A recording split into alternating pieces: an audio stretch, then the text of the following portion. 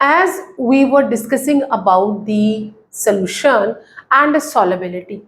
What is solubility? I already discussed in my previous video that is a maximum amount of a solute in a solvent. In this unit, we will discuss about the binary solution, basically liquid solution. Your solute can be gas, can be liquid, can be solid.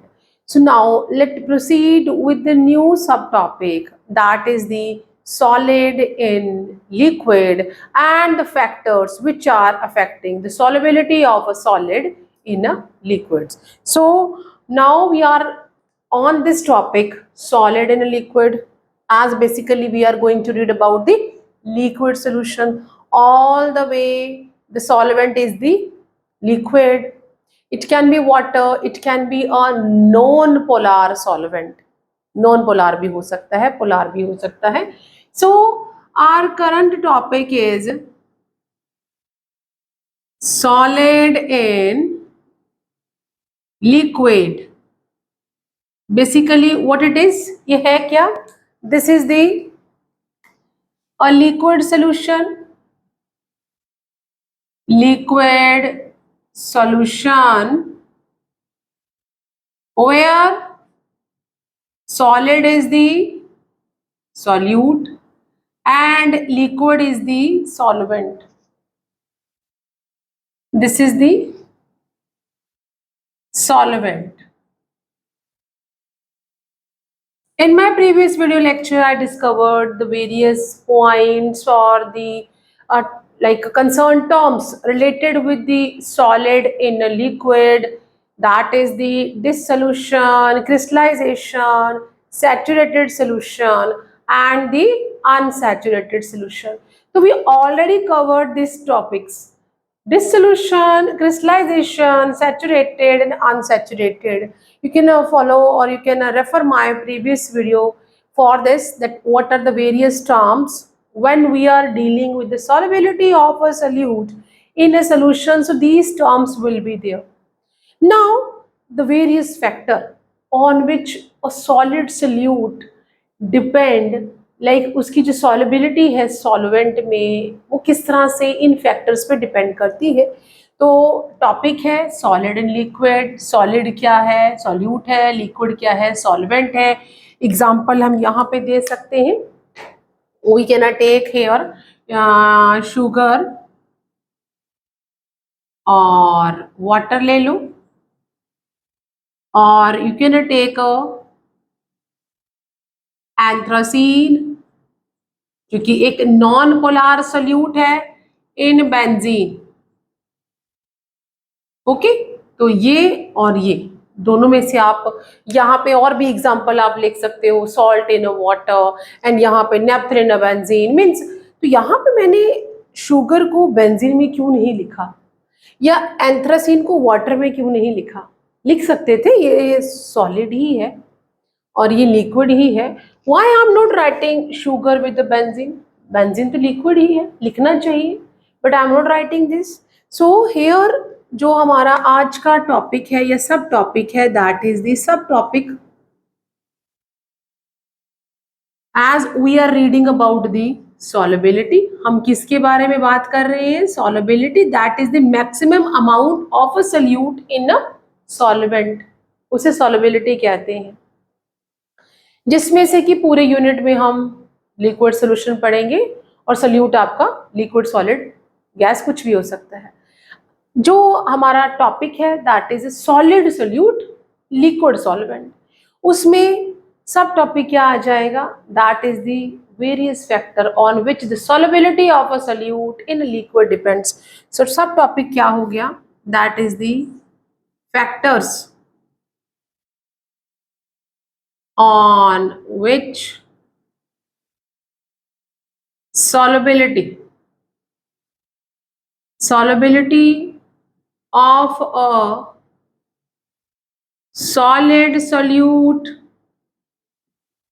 in liquid solvent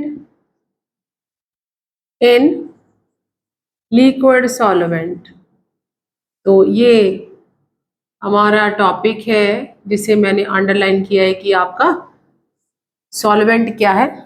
और solute क्या है।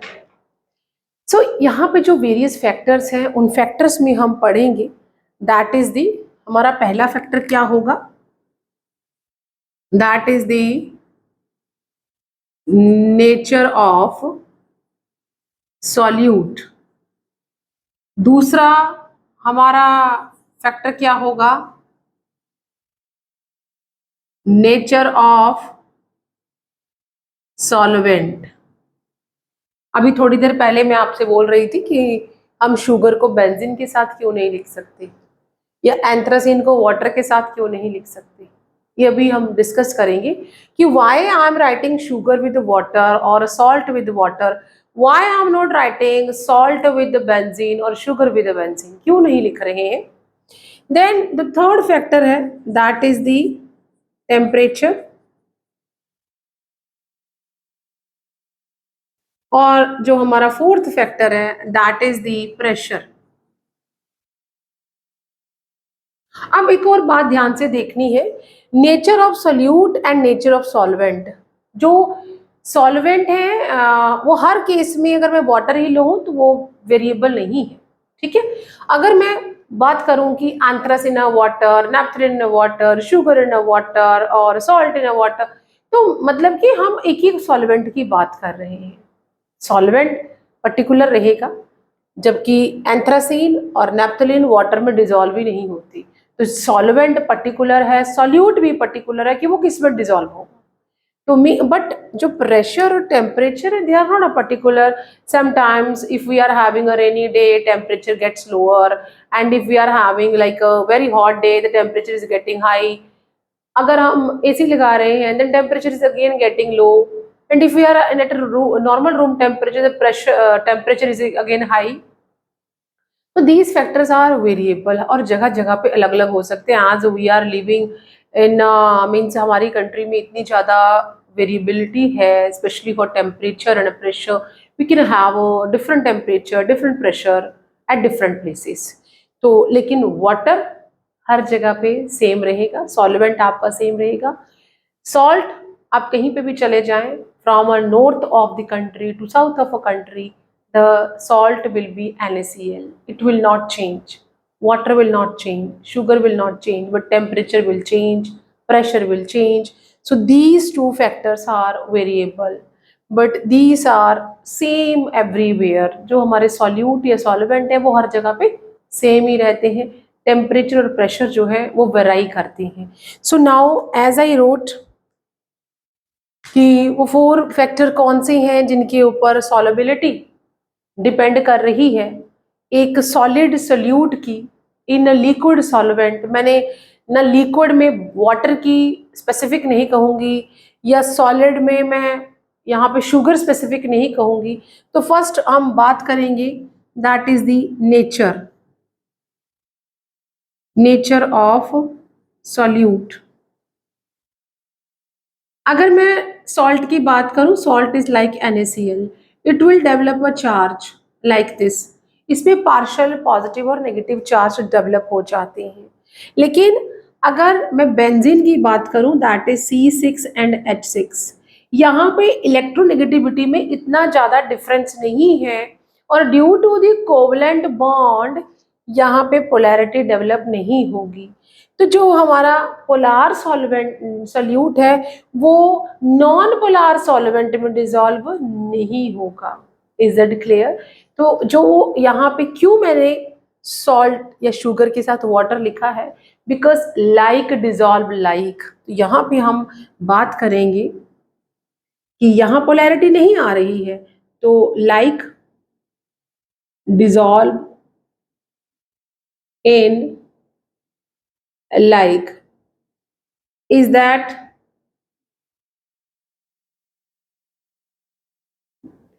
that polar solvent or polar solute dissolve in polar solvent। जैसे कि water को हम कैसे लिखते हैं, water can be written as H plus and OH minus, यहाँ पर भी पोलैरिटी डेवलप हो गई है.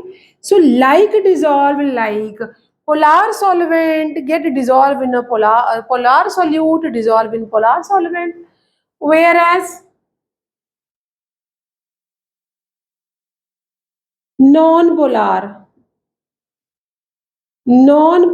solute जो कि एंथ्रासीन है, नाप्थलीन है, dissolve in non-polar solvent like naphthalene in benzene. तो यही कारण है कि मैंने यहाँ पे इसको इसके साथ लिखा और इसको इसके साथ लिखा. These two are non polar, these are polar. तो लाइक डिजॉल्व लाइक, यहाँ पे जो एक जैसे होते हैं वो अपने आप को डिजॉल्व कर लेते हैं. ये क्या है? पोलार है. Polar in nature, they will get A polarity, partial positive and negative charge. ये कैसे है? नॉन पोलार है. Non-polar in nature, they will not develop any partial positive or negative charge because of the covalent bond. Sharing करते हैं तो कहाँ से आ जाएंगे इनके ऊपर. नाउ इसी में हमने नेचर ऑफ सॉल्वेंट भी कवर कर लिया है कि जो अगर पोलार सॉल्वेंट है तो पोलार सोल्यूट को डिसॉल्व कर देगा, और यहाँ पे जो सॉल्ट है वो वाटर में ही डिसॉल्व होता है, बेंजीन में डिसॉल्व नहीं होता है. तो ये वाला जो हमारा कंसर्न है ये फर्स्ट टू टॉपिक्स को कवर कर लेता है कि जो एक जैसे होते हैं वो अपने जैसे को ही अपने में डिसॉल्व कर लेगा. नाउ द थर्ड फैक्टर है टेम्परेचर. टेम्परेचर जो है स्पेशली अगर हमारा सॉल्यूट सॉलिड है तो उस केस में बहुत ज़्यादा इम्पॉर्टेंस रखता है, because if the enthalpy of a solution means जब सॉल्यूट और सॉल्वेंट आपस में डिसॉल्व होते हैं, enthalpy means the heat of the solution और हीट ऑफ द सिस्टम. अगर उस सिस्टम की जो एनर्जी है वो नेगेटिव है तो सिस्टम कैसा है? एक्सोथर्मिक है. तो यहाँ पे जो सेकंड फैक्टर, ये हमारा फर्स्ट और सेकंड दोनों को कवर कर रहा है. सेकंड आ जाता है दैट इज द टेम्परेचर, और हम थर्ड कह लेंगे क्योंकि फर्स्ट पॉइंट जो है वो इन दोनों को कवर कर रहा है. टेम्परेचर तो नॉर्मली क्या होता है, ये रहा हमारा सॉल्यूट और ये रहा हमारा सॉल्वेंट. तो ये जितना आगे जाएगा उतना ही पीछे आएगा. As we already learn about the dissolution crystallization कि एक स्टार्टिंग पॉइंट में सॉल्यूट डिसॉल्व होता है, उसकी कंसंट्रेशन बढ़ती जाती है, but only up to a certain limits. ऐसा नहीं कि आप एक गिलास पानी ले लो और उसमें चीनी डालते रहो, वो घुलती जाएगी. अरे जब उसमें इंटरमॉलिक्यूलर जो स्पेसेस हैं वो टोटली फिल हो जाएंगी तो वो और डिसॉल्व नहीं कर पाएगा. एक ग्लास में आप ज़्यादा से ज़्यादा 2 चम्मच 3 चम्मच टेम्परेचर बढ़ा दें, कितने चम्मच आप डिसॉल्व कर सकते हैं? पूरा जो आपका बॉक्स है उसे तो नहीं डिसॉल्व कर सकते ना, एक लिमिट ही आती है. तो दैट इज कॉल्ड, वो क्रिस्टल बनने स्टार्ट हो जाते हैं. तो एक जितना सोल्यूट और सॉल्वेंट है सोल्यूशन बन रहा है और up to certain limit saturation आ जाता है, and then it will be giving a dynamic equilibrium. एक डायनेमिक इक्विलिब्रियम सेटअप हो जाता है कि जितना डिसॉल्व होना था वो हो गया. नाउ सॉल्यूट और सॉल्वेंट वापस बन जाएंगे. ये हमारा सिस्टम कैसा हो गया है? It is at dynamic equilibrium. यहाँ पे डिसोल्यूशन हो रहा है, पहले डिसॉल्व हो रहा है ना, और कंसंट्रेशन बढ़ती जा रही है. तो ये क्या है? डिसोल्यूशन. अब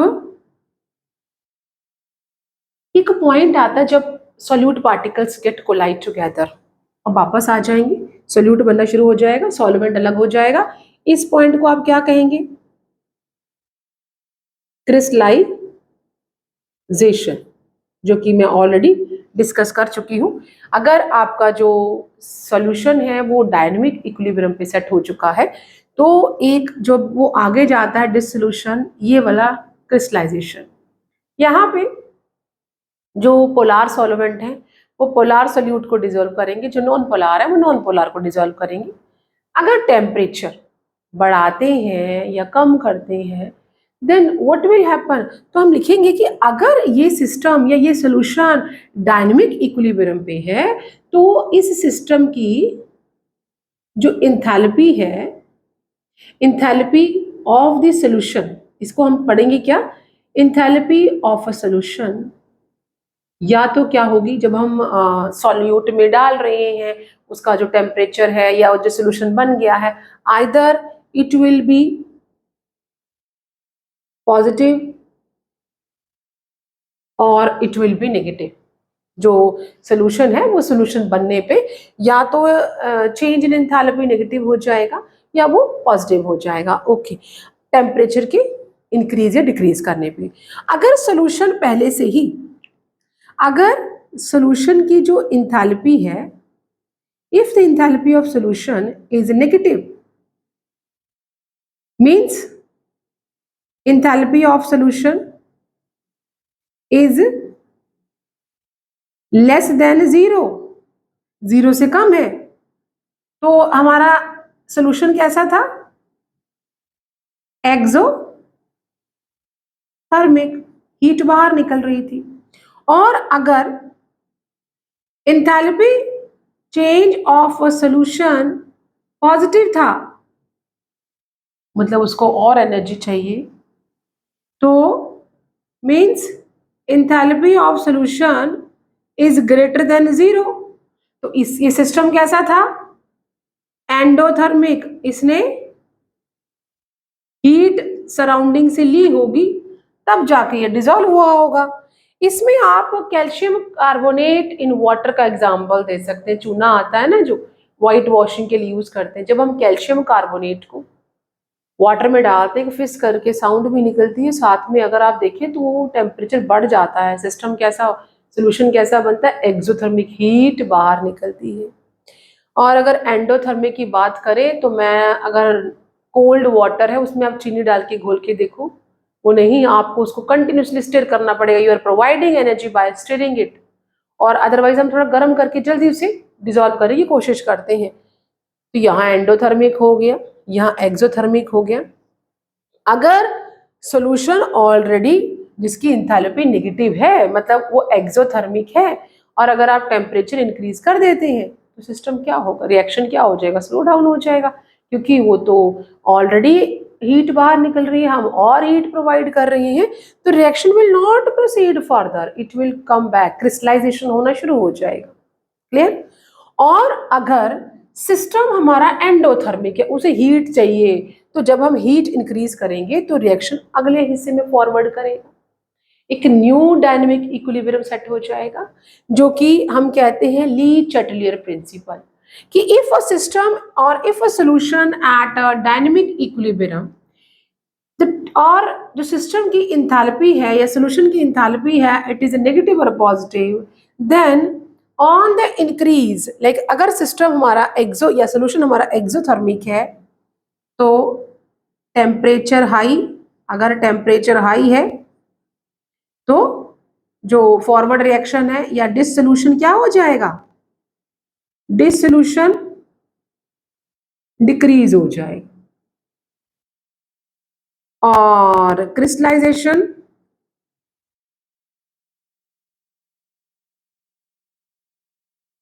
इंक्रीज हो जाएगा। क्लियर। और इस केस में अगर हमारा सॉल्यूशन जो है उसकी इंथैल्पी पॉजिटिव है, वो हमारा एंडोथर्मिक है, तो अगर टेम्परेचर हाई होता है, if temperature high then dissolution increases and crystallization कैसा हो जाएगा,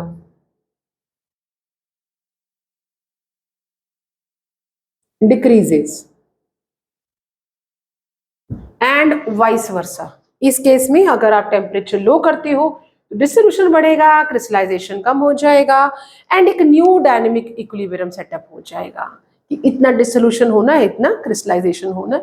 और अगर एंडोथर्मिक है तो टेम्परेचर इंक्रीज करते डिसोल्यूशन बढ़ जाएगा, क्रिस्टलाइजेशन कम हो जाएगा, ना new dynamic equilibrium will be set up. तो यहाँ पे ली चटलेयर प्रिंसिपल जो है वो वर्क करता है कि एनी सोल्यूशन और any system overcome the stress और overcome the variable factor by making a new equilibrium. उसे हम कहते हैं ली चटलेयर प्रिंसिपल, कि जो भी कोई आपदा या जो भी कोई सिस्टम या जो भी कोई फैक्टर सिस्टम या सोल्यूशन को इफेक्ट कर रहा है, एक इस तरह से न्यू डायनेमिक इक्विलिब्रियम सेटअप होगा कि उस बढ़ते हुए या कम होते हुए फैक्टर को वो ओवरकम करके एक न्यू इक्विलिब्रियम सेटअप करेगा, और that is known as Le Chatelier principle. Le Chatelier principle what it says कि the solution will overcome the stress by making a new equilibrium between solute and a solvent। क्योंकि हम binary solution की बात कर रहे हैं तो solute और सॉल्वेंट दोनों ही इस तरह से सेटअप करेंगे कि नया इक्विलिब्रियम सेटअप हो जाएगा। तो this is all about the factors on which the solubility of a solid solute depend in a liquid solvent। So first is nature of solute, nature of solvent which follows like dissolve like, एक जैसे को solve करेंगे। Temperature का बहुत impact है और pressure, क्योंकि solid और लिक्विड दोनों ही कैसे हैं, नॉन कंप्रेसिबल, दोनों को प्रेशराइज आप करके बंद नहीं कर सकते। आप सॉलिड है, ये डस्टर ले लो, इसको कितना प्रेस करोगे, it will not get a change.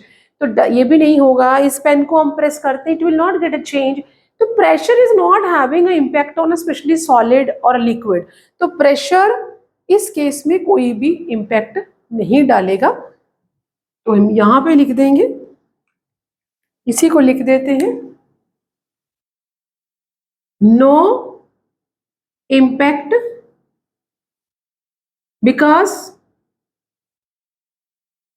Solid and liquid are solids and liquids are non compressible, उनको आप प्रेस नहीं कर सकते, इसीलिए प्रेशर का कोई यहाँ पे असर नहीं होता है।